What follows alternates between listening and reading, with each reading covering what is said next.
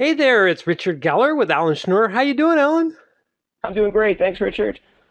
Well, this is really a remarkable thing. We've been getting so much feedback, so many people who are asking about doing this, lots of questions, and we've been trying to answer the questions. Of course, we've been going into how you can get a 20, 30, 40, 50 unit building under your belt and what to do. This is the only course and training of its kind, basically looking over your shoulder, Alan, as you do this deal. And it's just been remarkable how much we've gotten out of it because it's not some dead thing. It's actually happening, and people are looking over your shoulder. We got a lot of questions.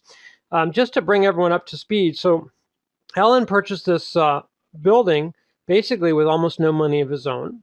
And we talked about fixing it up. It went from this to this beautiful building, just Nice. gorgeous, just Yeah. gorgeous. Yeah, just amazing. And all the things that were done to it very inexpensively, strikingly less expensive. This is the only system I've ever seen that you've shown us, that you've been teaching us, to actually do a rehab for like really under $2,000 a door, which is probably a fifth of what everyone else is spending. So it's a tremendous advantage that we have. And we've gotten very specific, thanks to you, with exactly what to do and how to order the paint and how to get the important things taken care of inexpensively and not to worry about the less important things. One of the things I really am struck by is how you are fixing up units with the fact that you're going to have to do some repairs when the tenants move out, so that you're not trying to get it to be totally beautiful. You're just getting it rentable, and then you're going to expect to do some fix it and some work when they move out. That's a little different. Yeah, I've seen so many people, they go in and they put wall-to-wall carpet or stuff that just is going to wear and tear and need to be replaced within the first 6 months or the first turn, as we call it, when somebody moves out. So I had this idea. I kind of I borrowed it from those self-storage units we see all over the place, Richard. Oh yeah. It's like sometimes it's such a simple business. People, they drop their stuff off and they come and they pick it up 6 or 12 months later, and all the owner has to do is spray it down and use disinfectant. I know that sounds crude a little, but that was my idea because the turn cost in the apartment business is definitely one of the main expenses owners are going to have to pay for. So I came up with this idea. I said, you know what?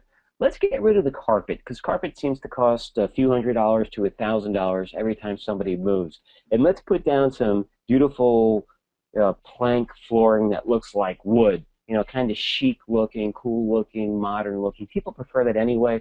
So many people are worried about their children and their lungs and asthma. And so I try to keep it really simple.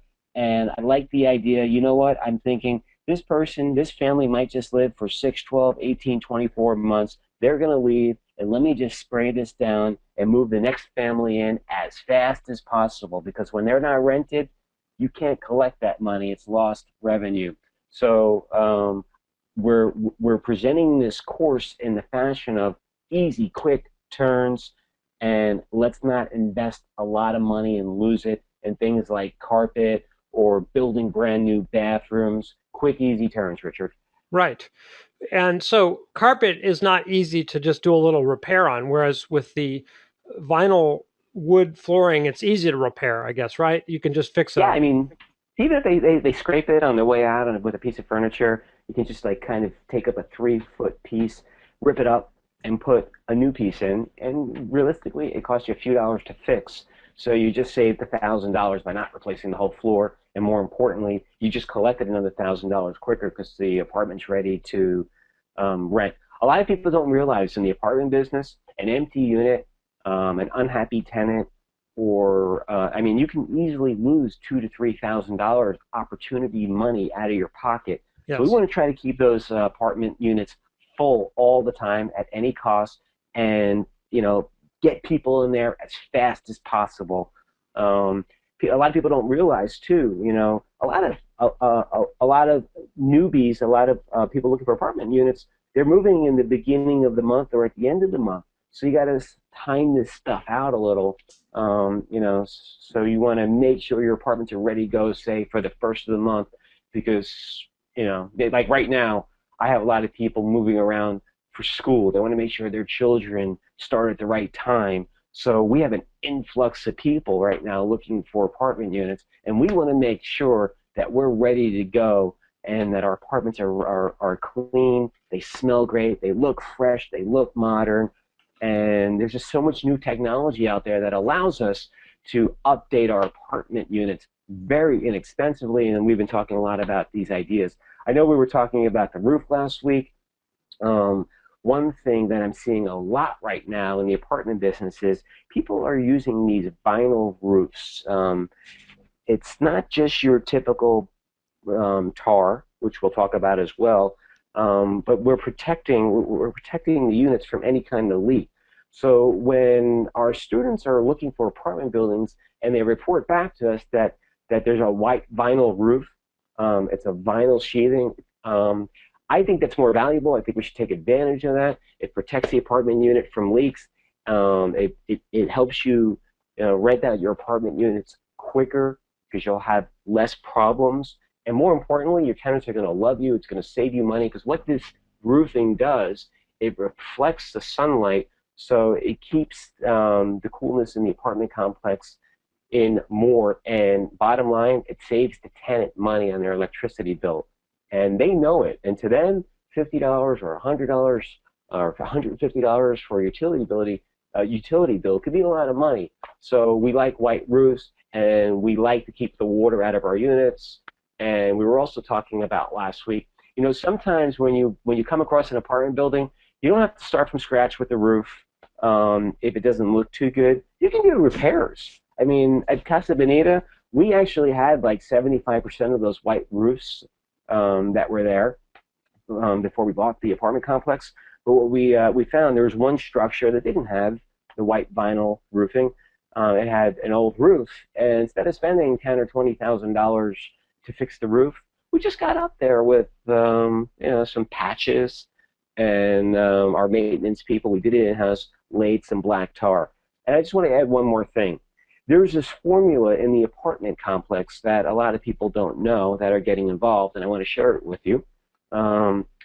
If you're looking at an apartment building and it does turn out that you have to replace a roof, I want to just recommend not to be in that situation the first time around. But if you're getting used to, you buy your first small apartment complex and you want to go get your second one or your third one. I mean, I got up to 12 here. We use a $1,500 door rule. Let's just say, imagine you do need new roofs, and let's say you have 100. You're looking at a 100-unit building. So what is that? $150,000, Richard. Yes. So we'd say in the budget right away, it's going to probably cost you $150,000 to fix that roof. So I call it the $1,500 rule, Richard.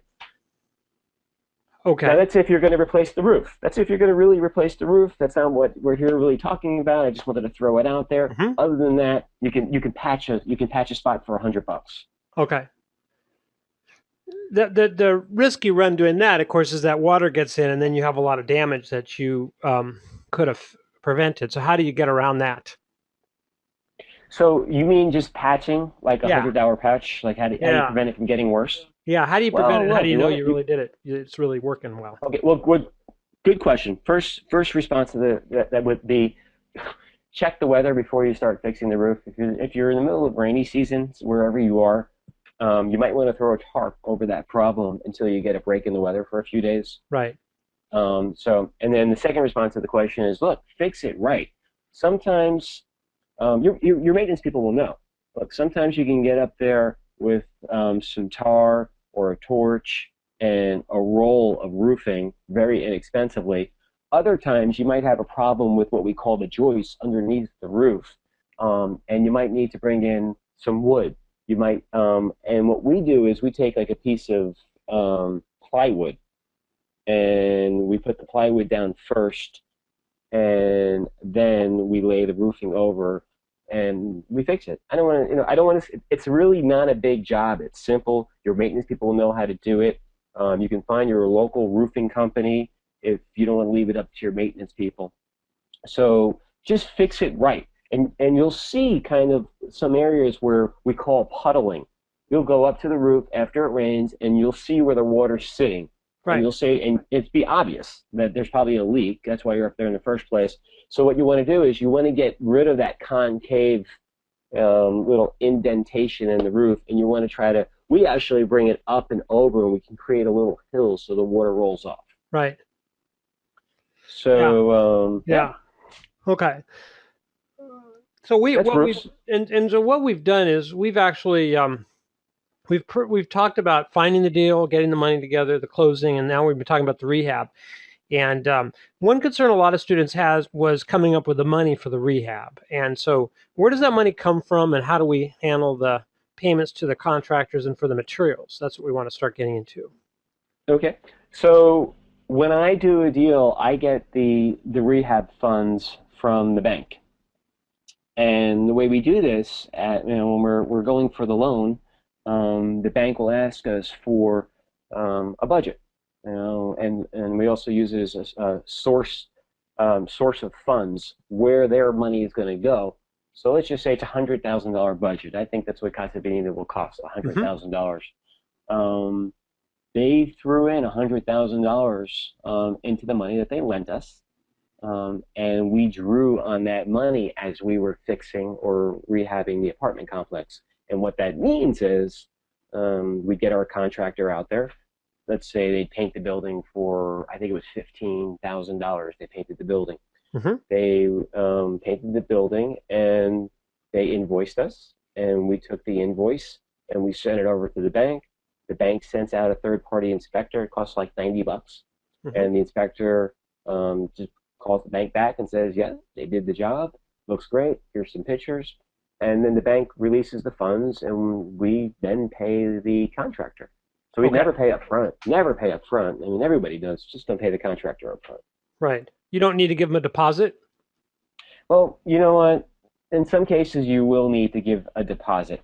So, you know, you have to work that out with your bank. The bank might, they'll give you the deposit money up front, just a small amount, or work that out with the bank during closing. What we do is when we close the deal, let's just say there's a $100,000 budget, um, the bank will advance us $10,000 or $20,000 at closing, and we'll throw that into a separate account. Hmm. Okay. So the bank wants to make sure you don't just walk off with the money. They don't, but at the same time, they realize you might have to give a few deposits, and they don't mind. You know, there's two ways they're going to lend you the money to the bank. They're either going to start charging you interest on the $100,000 right away for the rehab budget, even though you haven't used the money, or they'll let you draw on the money, and once you use it, then they'll start charging you interest. Hmm. And by the way, I mean that's something that everyone really take a mental note of. This can save you a lot of money as your rehabs get bigger. Let's just say you needed $250,000 to do a rehab and you close. At least you can say to the bank right away, okay, don't start amortizing and start charging me interest until I take out the money, because you might find that you borrowed $250,000 on a rehab budget to fix your apartment complex. You might find out that, you know what, you fixed a lot of this stuff in house. Your maintenance people did it, and it only cost you $50,000. So then you have $200,000 sitting in a bank account that they were charging you interest on. So very important. Tell the bank not to charge you interest until you draw on the money. And I've been in that situation before, and what we did was we returned the money. We just Hmm. returned the money. Hmm. So yeah, I mean, Plus, the bank's not going to, yeah, you said that we would be doing the rehab maybe on 5 or 10 units at a time, so that we don't need all that money either. exactly, exactly. So don't take all the money, and look, in the beginning, your cash flow is tight. You need to get those units up as fast as possible, and you want to keep your payments down to the bank as much as possible. Okay, great. So, what about using the county or the city inspector instead of a third party inspector? Do you ever do that?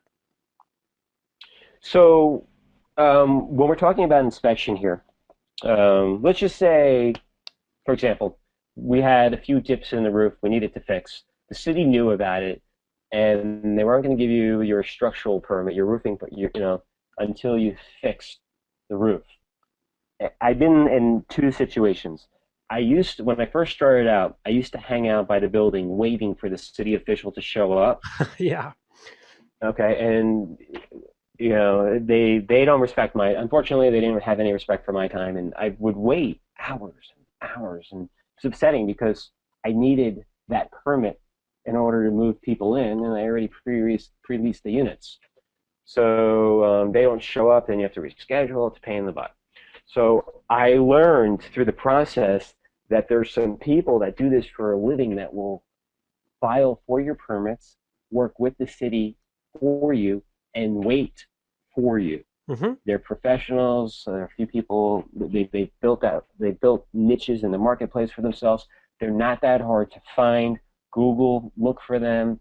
Ask your brokers, even ask the city officials, because it's so inexpensive and the opportunity cost for you is tremendous. Hire these people. They speak the same language. It's almost like hiring, if I could give you an example, if you're going to be involved in a legal situation, hire a lawyer because they all speak a different language. So you can hire someone to represent you to get your permits, and they'll take a lot of pain, wasted time out of the process for you. What do they Permit call these expert. permit experts? You know what? I think you just nailed it. I'll call them permit experts because Okay. that's what I call And my you ask your lady. broker and you ask the city, and you'll Right. find that they know the people they deal with, and they'll let you know. They do. And I highly recommend, because let me tell you something. It's not just the roof permit. It can easily be, they want to check the electrical, they want to check the plumbing, they want to check, before you know it, you got to get 12 different permits. A lot of people shy away from getting involved in the first place in small apartment complexes because they're afraid, they're worried about that situation. Don't be. We just solved the problem for you. Hire a permit expert, and it's very inexpensive. It's very inexpensive, and they'll take care of the whole process for you. So look, the object here is to hire as many experts as possible, to save you time and money, so you can get through the process, get your building up and running as fast as possible, get your monthly cash flow, collect your acquisition fees, whatever your situation is, move on to the next building, depending on how much wealth you want to create. So we can hire experts for lots of different areas when we're putting together or fixing these small apartment complexes. That's great. That's great. So the main permit categories we're talking about are structural, plumbing, electrical, and then the certificate of occupancy, and so you're talking about hiring. So so what's the maybe we can just go over again the order in which you do things because we had some questions on that too that came in. Sure, sure. So when we're doing the rehab, well, first of all, you want to take your structural should go first because maybe you have a problem with the foundation. Maybe you need to put a few piers in. And again, I've gotten the best deals in my apartment career with foundation problems. People are afraid, they shy around, some shy away. It looks dilapidated, it looks a little crooked. We love those kind of deals, just like with single family houses. And all you do is make one phone call, get a reputable company. There's lots of them. They'll give you a lifetime warranty. They're going to charge you probably anywhere between $100 and $200 a pier. Maybe there's a corner of a building that needs to be lifted, and maybe it just needs 10 piers. But the reason why we like to do that first is because sometimes things crack when they lift the building a little. Maybe they have to lift the building 1, 2, 3, 4 inches to level it off. Um, and so sometimes the sheetrock cracks, sometimes the plumbing cracks. Not a lot, but sometimes. And I want to share this little trick with everybody. I have this dodgeball method. After I hire a foundation company, I go into the area they fixed with a little dodgeball, and I put it down on the ground. If it rolls, then they need to fix it more. If it doesn't roll, it's a successful job. Great, So, great. And in some dodgeball areas of the method. country, you don't have Yeah, that much. It's kind of a right, area, but in other areas, there's like termites are more of an issue, or water okay, problems are more of an issue. right, okay. Um, Yeah, so you get a lifetime, make sure you get your lifetime warranty. And that's another reason why you might want to use a reputable company and pay a little more for it. So they're in business in case you have a problem 2 or 3 years later.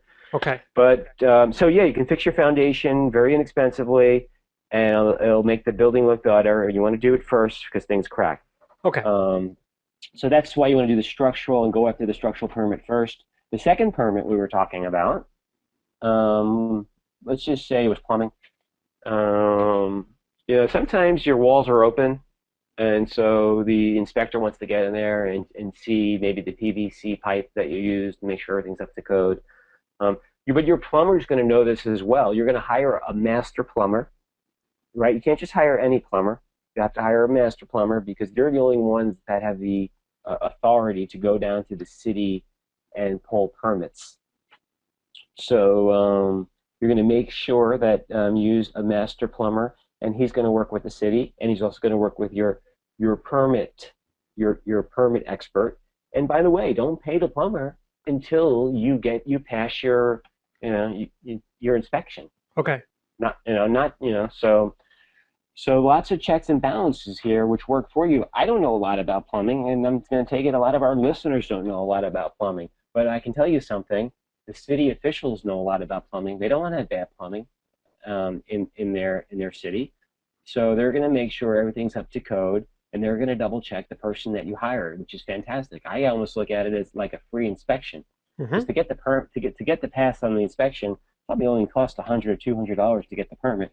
But think about it. They're going to go in and they're going to double check all the work your plumber did and make sure it's up to code, and makes me feel better, right? Hmm. Hmm.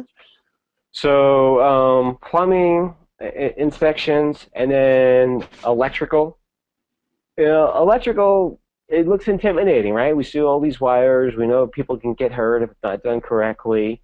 Um, a lot of buildings have old, antiquated wiring that needs to be replaced. So hire a reputable um, licensed electrician, and again, a master. They're the only ones that can pull permits, and the city's going to come on in. And the cities, so be careful. You don't want to, if you have a lot of open sheetrock and they told you to do something, they might want to see that wiring, so don't close it up. Right. That's why we're going to close the sheetrock up towards the end of the rehab. So again, you're going to have your permit expert there. You're going to have your electrician there. You're going to have city officials there, and rest assured, they're going to make sure it's done correctly. And then finally, we're going to work our way. It's time to close it. It's great. You passed your plumbing. You passed your electrical. You passed your structural. Close it up now.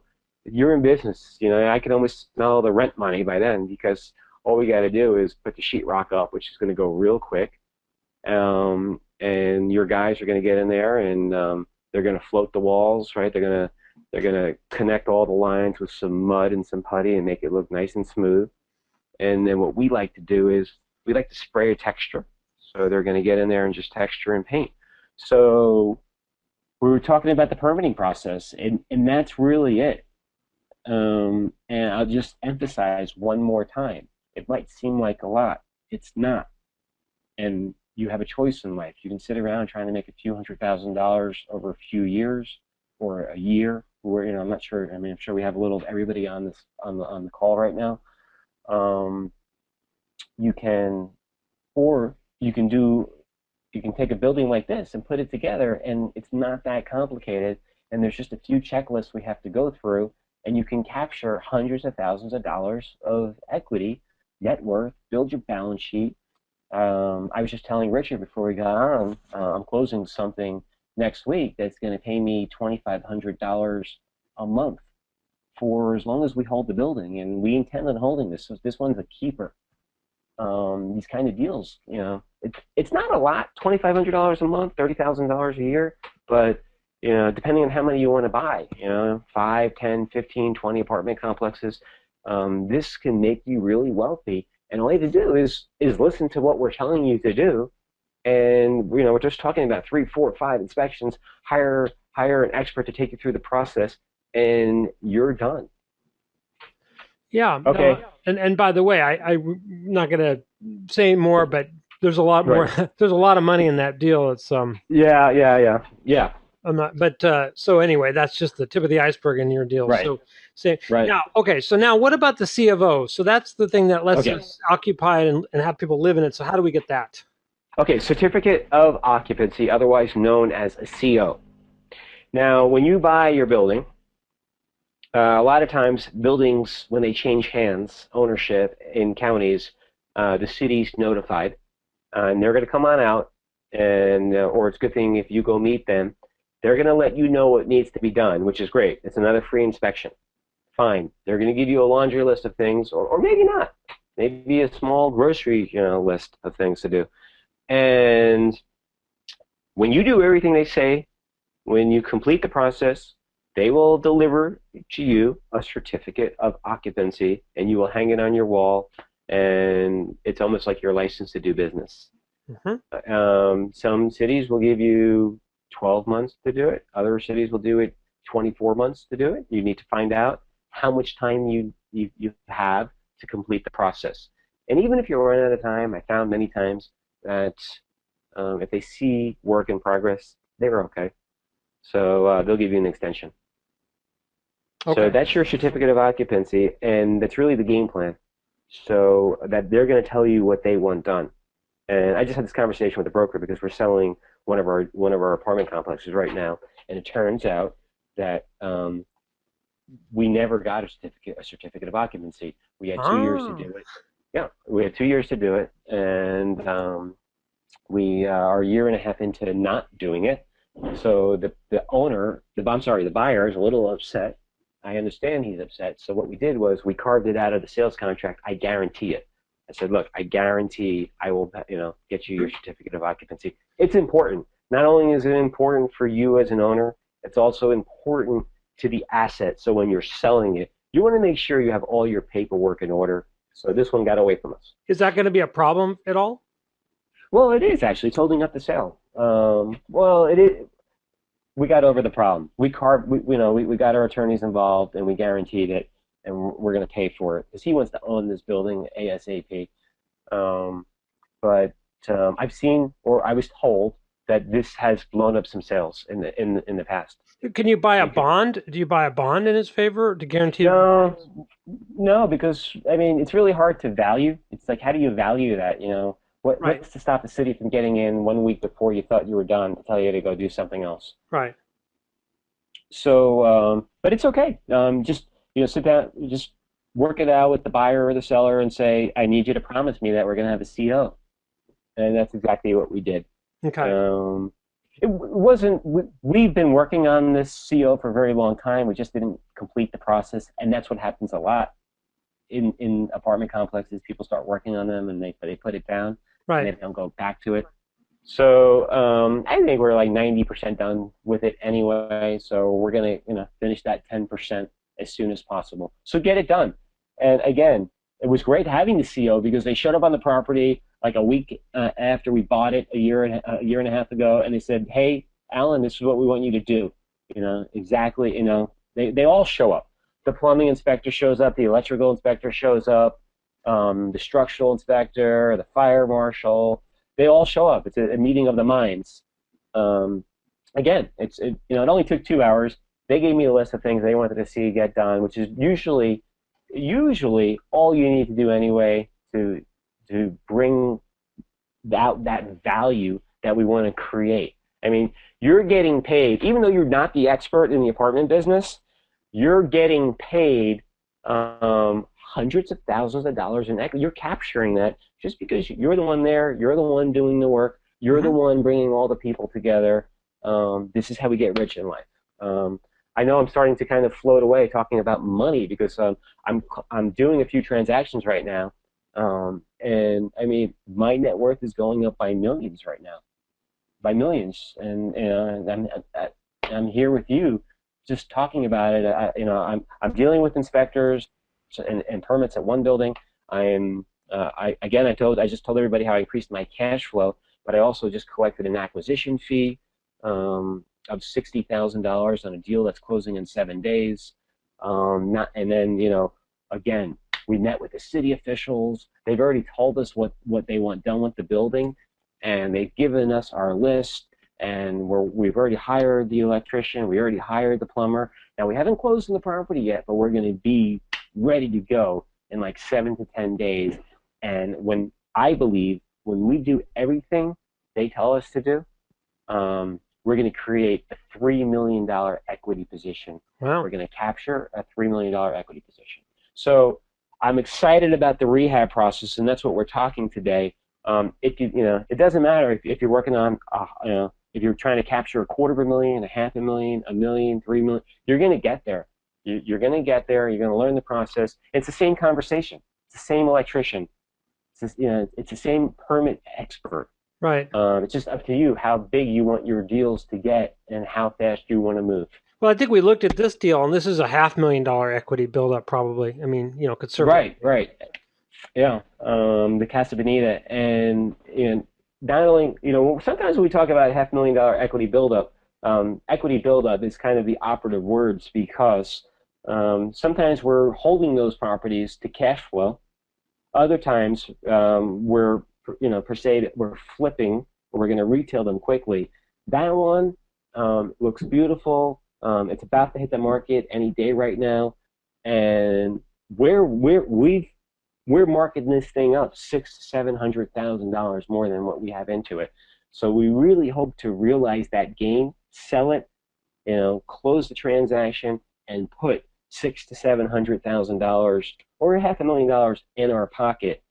And I got to tell you something, I haven't been there too much. A lot of things can be done on your laptop. A lot of things can be done on Skype. A lot of things can be done. My contractors send me pictures using Dropbox, communicating on LinkedIn.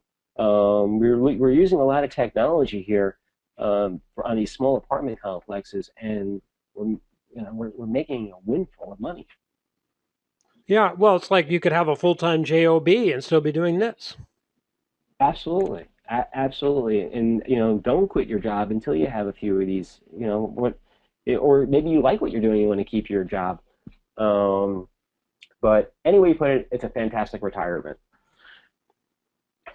Yeah. So that's really we talked about structural, plumbing, electrical, certificate of occupancy. Hmm. You're going to need it. Get it done. Find out how much time, how long you have to complete the process. Okay. Okay, great. All right. So now let's move. So this is the process. So now we've got these units, and we want to talk a little bit more about leasing up. We're kind of moving now. That's not like we're going to rehab everything and lease up afterwards. A lot of times, most of the time, you buy a building, there's already a lot of people in the building. And we looked at the rent rolls, and some people are not paying their rent and they have to be evicted. Some people have low rent and they could be raised. You have to look at the leases. Some people are on leases and you can't do much about that. So, but you're going to be leasing up. When do you start thinking about lease up? Well, so this is a great segue because the rehab kind of gives you the ammunition you need to raise rents. No one, most likely the property is somewhat distressed and wasn't kept up with. So you're taking a look at your rent roll. You want to see who's living in the property. You can kind of figure out who's staying and who's not. You probably will you'll develop this sense of what kind of complex you want to create and who do you want to cater to. Now, if you have a bunch of losers that aren't paying rent or they don't really make up the community that you want to create and they're bad news, they're going. I mean, look, we're here to make money and we want to create a safe community with responsible people. I am a by the book type of person. When I'm looking at the rent roll, usually you can see who's paying on time and who's not paying on time. I can tell you one thing: if I own that building, you haven't paid on time, and I don't want you living there, you're gone. I'm just going to evict right away. So let's just say it's a 50-unit building, and I have 5 people like that. Let's say it was full. I'm going to write a check for $97 to my well, actually, your property manager will do it for you, but it costs $97 where I'm at. I'll get that out of the way right away, and we'll have them out within probably 15 to 30 days. Now, listen, a lot of people that you don't want living there in the first place, they know it. They've probably got one foot out the door anyway. So I call it a 10% effect. You'll find that around 10% of your residents, and this is really good, this is good information, you'll find that 10% of your residents will move when properties change hands. And maybe that was because that resident had a particular special deal with the property manager that's no longer there. Okay. Or so, or maybe or a particular resident just knew it was time to move on, and they don't want to have to get to know a new property manager. There's lots of reasons why people move. I've found that a good 10% will shake out every time a property changes hands. So we're Okay. talking about who we want. Yeah. Okay. So we're talking about So who I we want mean, living there. and Go I've ahead. seen these rent rolls for buildings we're looking at where 30 or 40% of people are very delinquent. I mean, is that like normal for these things when you're looking at them? Um, it's really it's situational based. It really depends. But what you find is the person selling the property.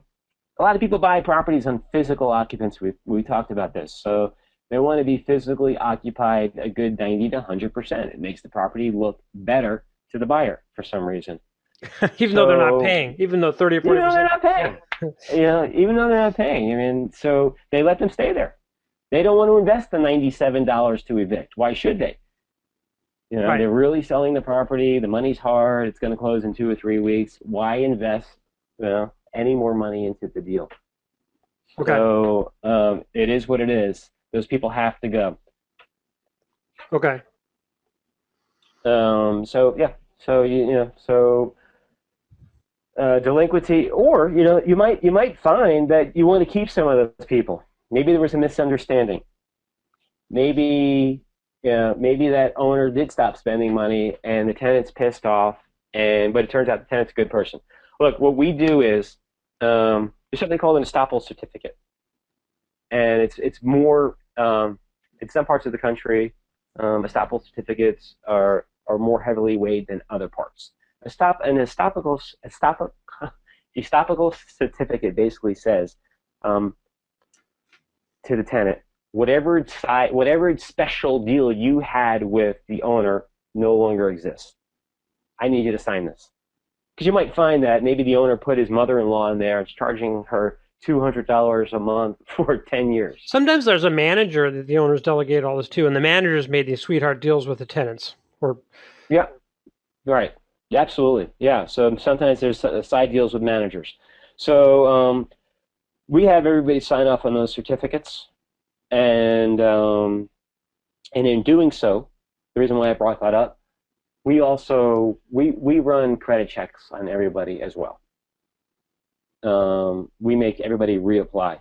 They all okay, pay $35, and then we're doing a credit check and we're doing a police report. We're really doing a police report because we want to know who's living there. If there's some bad apples, we want them out.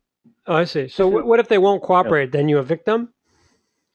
absolutely. Matter Okay. of fact, because you might have a bad person paying on time, but if you find they have some kind of serious felon, we want to get them out because we want to change. We want to change the image of the building. So, I don't want to own a building that's functioning well with bad people.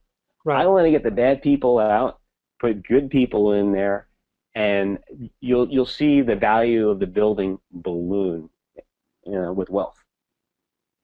All different ways, Now you're going to So we want to make talk everybody to an reapply. attorney who's because every state and some localities are different. So you really want to talk to an eviction lawyer, a one who defends landlords, and this is all they do. And you can find them. Usually, there's an apartment association or apartment owners association. They have really good referrals, and sometimes they get you very good low price people that really know what they're doing. Yeah, absolutely, and that's where I find a lot of my people that do this for me from apartment associations. All our local communities have them, or our states have them. Just Google National Apartment Association (NAA) is a good resource for everyone out there. NAA. Hmm.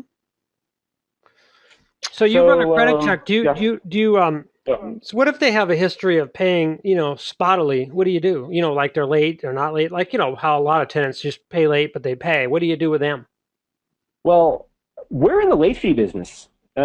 We have found this is some really good information for everybody. We've found that 10% of the gross collections um, will be, how do I say this? 10% of the gross collections will be how much we collect in late fees. So let's say the gross collections were $30,000 for the month. We found that we'll probably collect around $3,000 in late fees Hmm. per 10. So look, what you really need to do is when you take over the property, you gotta lay out the law, and you gotta explain to everybody the rules. Look, the rent's due by the third, and on the fourth you're late. We're charging you $50 for being just late, and then we're charging you $15 a day after that. Hmm. You want to work out a payment program? It's up to the individual proprietor. We have payment programs. Before you know it, you're collecting $1,300 a month on something that you rent out for $800.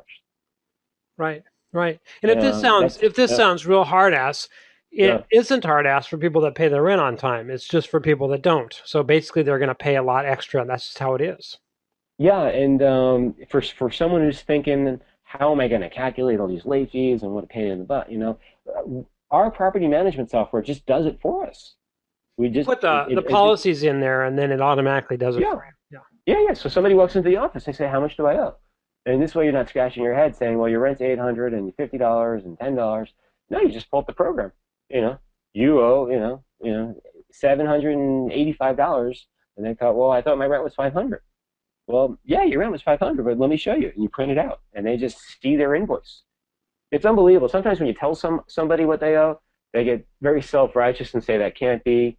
But if you give them a printout, then you get something else to blame it on. Just say, well, here's your file. Here's your register. Here's your bill. Here's your invoice. And that's it. And they take it and they pay. End of the story.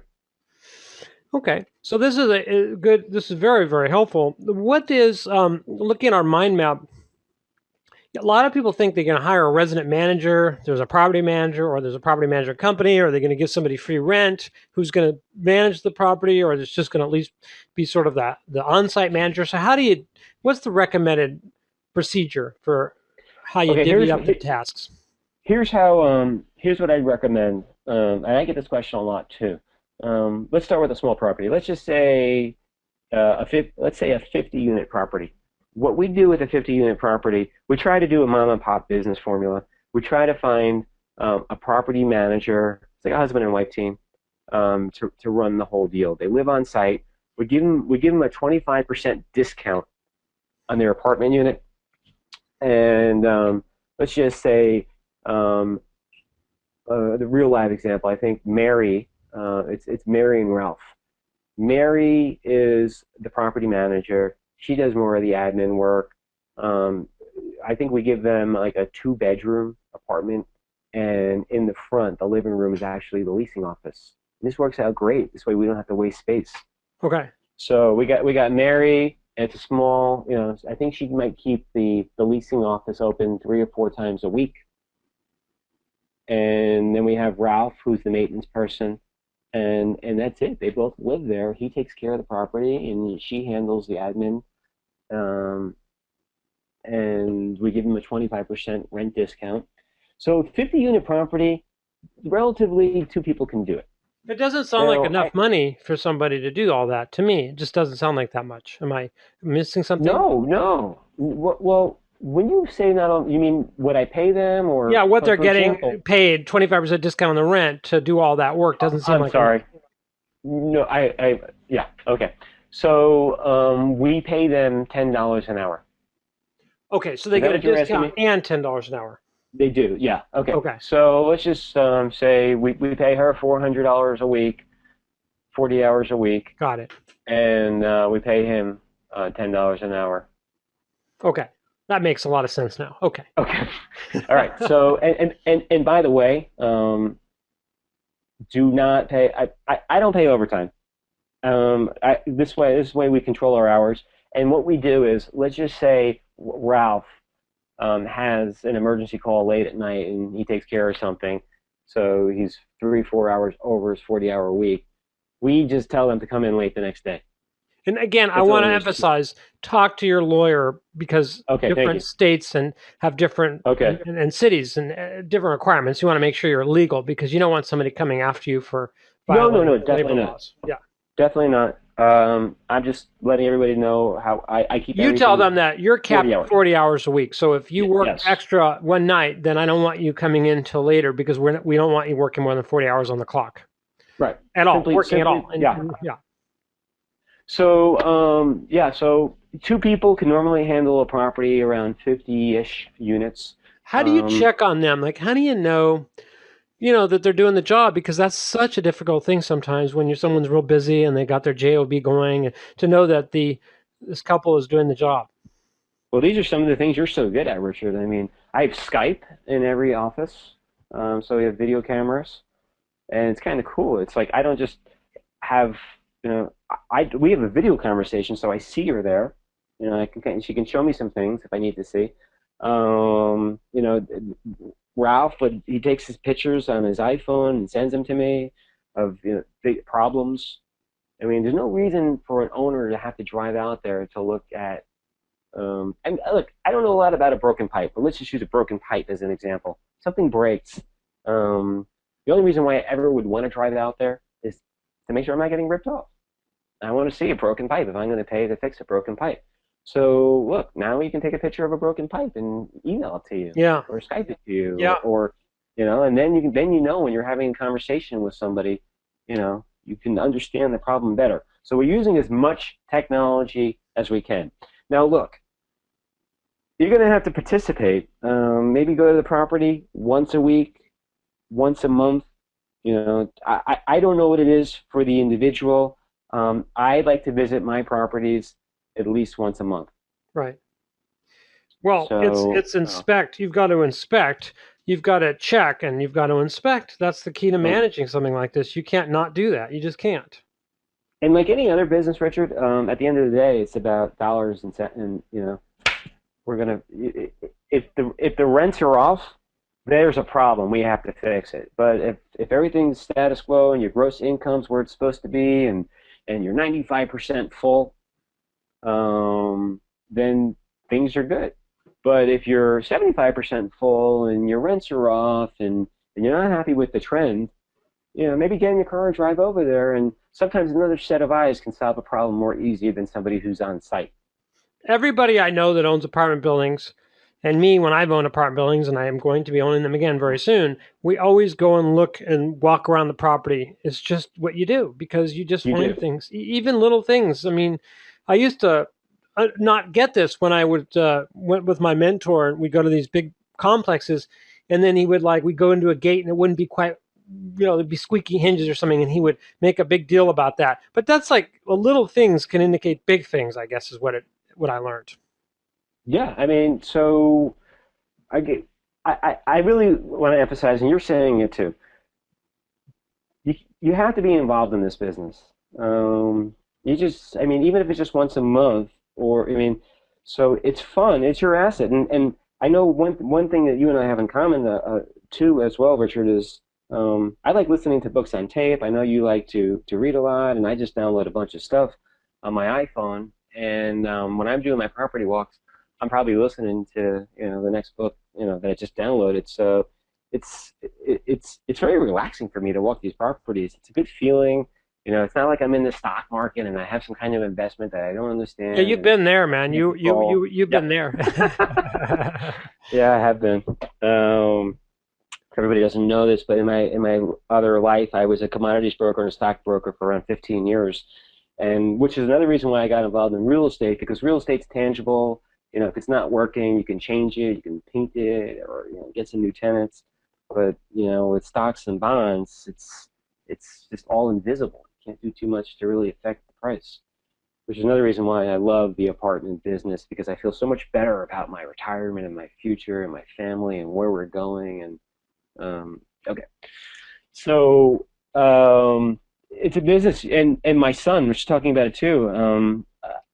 I don't get him out there enough, but he gets out there. He has a very good understanding about what his dad does and how we make money and how he too can make money and how he can maybe own this passive income stream and maybe have a job one day that he loves, that's not the most financial rewarding, but know that he can buy apartment buildings. And then, I mean, there's just massive wealth.